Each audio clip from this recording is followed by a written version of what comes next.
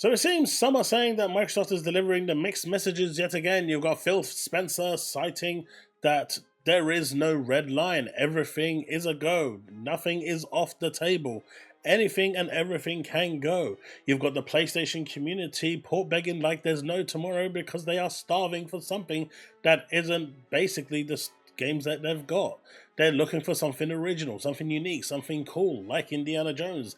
They've been salivating over this since it came out and can't wait to get it on PS5 in spring. But at the end of the day, Phil Spencer has come out and said that there is no red line, and you've got the PlayStation community all cheering for joy as now they are saying the whole slate is coming.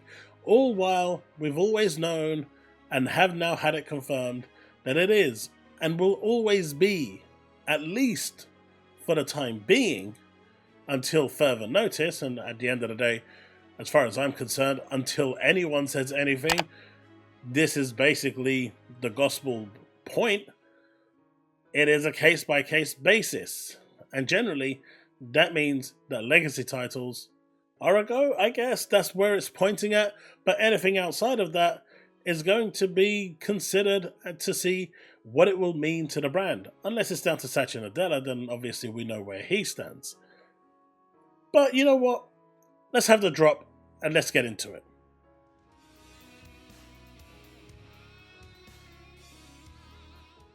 So, the Variety magazine has had an interview with Matt Booty. I was literally asking about him yesterday, but apparently there has been an interview that took place on December the 6th. Totally missed this one, so it's got some important points going on through here. But it's good to know that at least, he's still around and doing something, because we really hadn't heard anything from him. All we've been hearing is Phil Spencer and Sarah Bond. But we're talking about the red line and the case-by-case basis. And why are we referring to the case-by-case basis? Because as it says here, a couple of weeks ago, there was no red lines. This is Phil Spencer. Now, on latest Variety interview of Matt Booty, it's December the 6th, we just saw, I'll link it in the description below. He is again talking about a game-by-game basis, about exclusivity. So which one is true? And my answer to that is both. Both can be equally true at the same time. Now you're probably saying, well, what does this mean? How can that be? Well, we need to go back a little bit just to explain this whole red line. So I'll explain this first before I jump into the actual quote here. So back in 2013-2014, Phil Spencer said that Quantum Break was going to be an Xbox exclusive, and then changed courses and made it day one on PC as well. Now this is quite a famous point in time because Crap Gamer turned around and actually challenged Phil on this and said that he was going to cancel his pre-order because one person doing that is going to make a big deal. To be fair, he's still crying about that same point to this very day. And Phil Spencer replied to him and just basically shut him up by saying, so more people playing your game is a reason for you to cancel your pre-order. Okay. But essentially what I'm trying to get at here is that anything Phil Spencer tweets, anything he says, anything he does, like the famous, all ZeniMax games will appear where Game Pass exists. You remember that quote? Of course you do. Which obviously now we know is no longer the case. But it's still being brought up today by the stables every single time. The media is bringing it up all the time. It's something that they use, and anything Phil Spencer says is out there. So what's so significant about this red line? When he said there are no red lines, because now all the stables are turning around and chanting the whole slate is going, and really they look like a bunch of bellends even considering this. At this point in time, that is not the case, and it never has been the case. It's always been a case by case, but by saying that there is no red line and nothing is off the table, this just means that in the new world that Xbox is now in, where they are pretty much one of the biggest publishers in the world, and where legacy titles will appear on other platforms, like Call of Duty, like Diablo, like Overwatch, just naming a few, that means that they cannot say that all games will be exclusive. Now, theoretically, they could have made everything exclusive, but the FTC wouldn't have it because they needed to protect Sony's, market share, and because of that, Well, certain changes had to be made. And let's make no mistake, if Call of Duty was exclusive to Xbox, people would have come over. And that is what the FTC feared, that people would flock from PlayStation to Xbox because that is probably the game they only play. And that is enough for them to make that jump. Call of Duty just has that big of a pull. You know what other game has that big of a pull? GTA. If any one of them gets an exclusivity, the other side is flocking. It's just the way it is. Those two games are an enigma among enigmas, and they will dictate pretty much how the market flows. That said though, now that there is no red line, even if they decided to port Banjo-Kazooie everywhere, it doesn't matter. Because they're no longer lying. Do you see why Phil Spencer said this? Because now, people can't pull him up on what he said.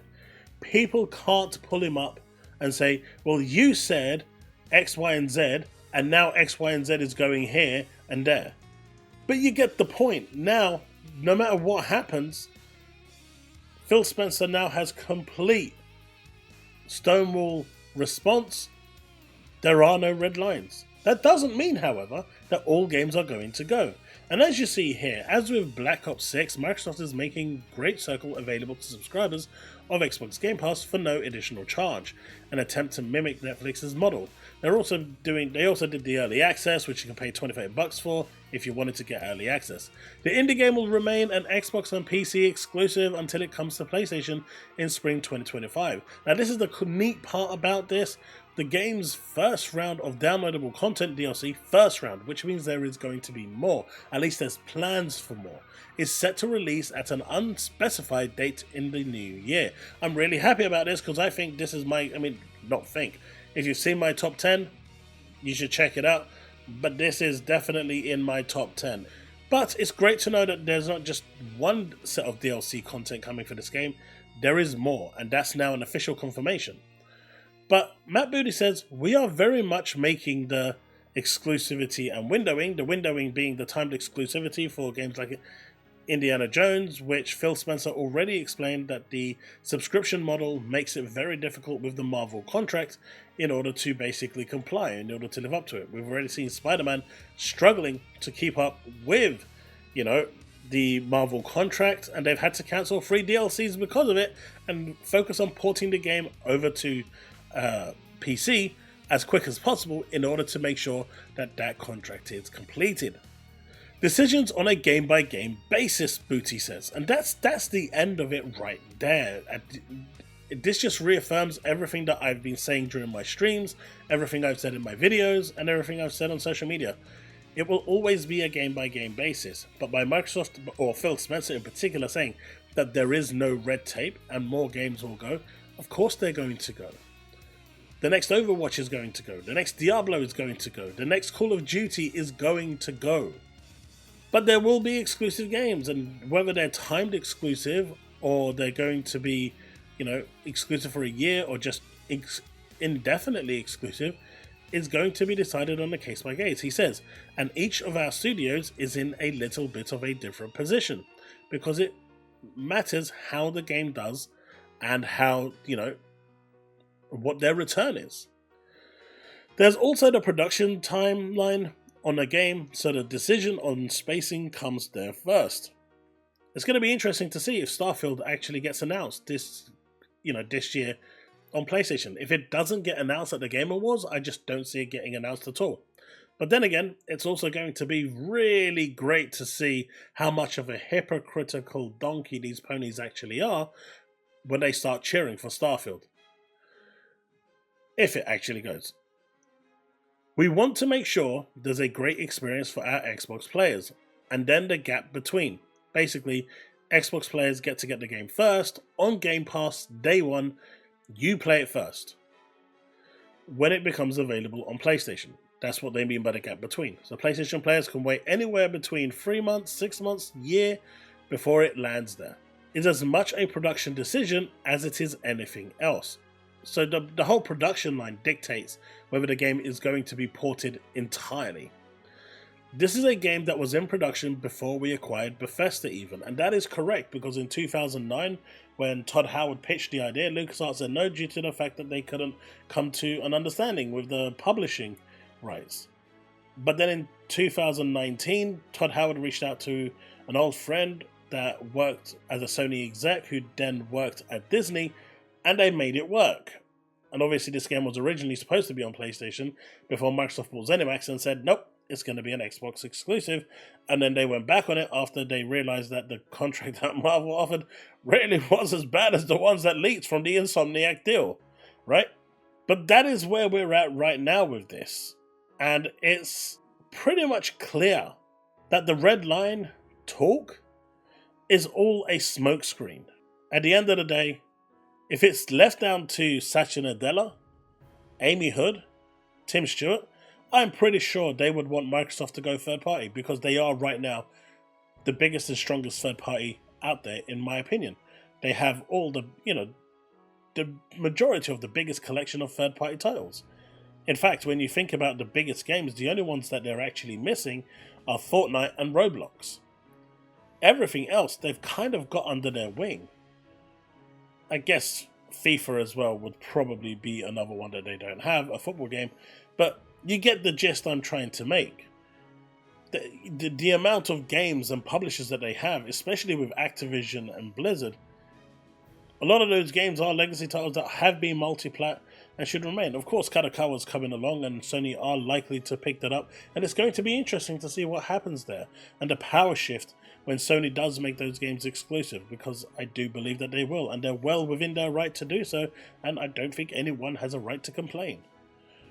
But this whole notion about the red line, I think, can now finally be put to bed, and even though he's saying here, he is again talking about a game-by-game basis, I think that's always been the case, and I've always said this, that it's always been the case when it comes to exclusives. This has always been the case.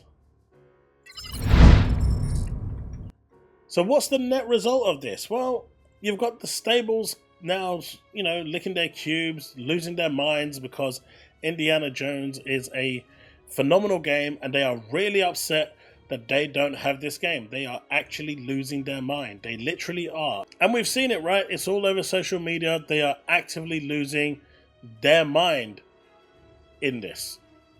They're even attacking Digital Foundry and saying that the game is trash this and trash that, and even Digital Foundry is putting them in their place and just telling this person to sit down and shut the hell up. But I digress. At the end of the day, this talk of the red line just gives Phil an out. And that's all it's ever done. And now the media and the stables, they can't say nothing. They can't say nothing. Because if something does go, they can't now turn around and say Phil lied. Because now Phil has his get out of jail free card. I've said there's no red line. But in reality, in the office, there is a virtual red line that they know.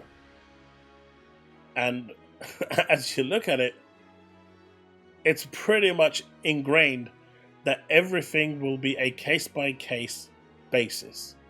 What that actually means and what will go, time will tell.